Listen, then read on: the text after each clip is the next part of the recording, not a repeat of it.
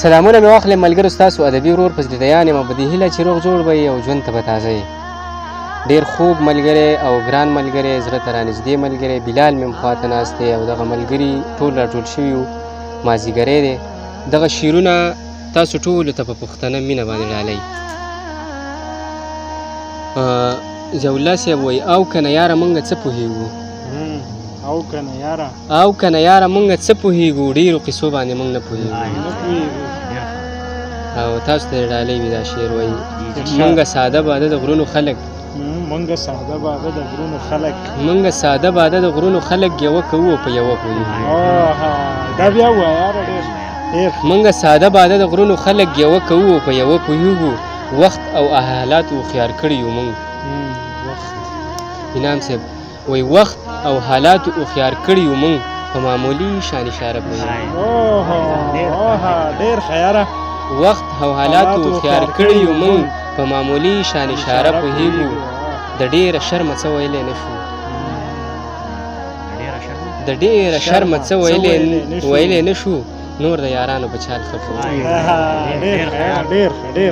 د ډېره شرمه څه ویلی نه شو نور د یارانو په چال ښه پوهېږو. او دیانه ځان سره او دومره ظلم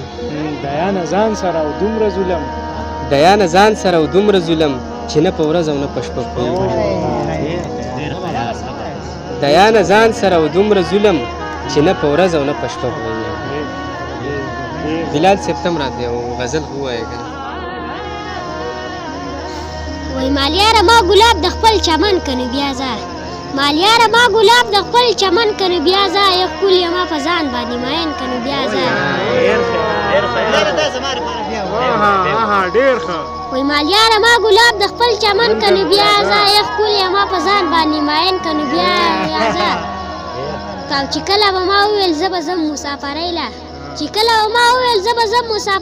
له یو چا به راته ویل شروع مې زنکدن کنو بیا ځه. او د کلي او د خلکو د تهمت نه مه یارېږه ای جوړ لالی او داغ په سپین لمن کنو بیا ځه.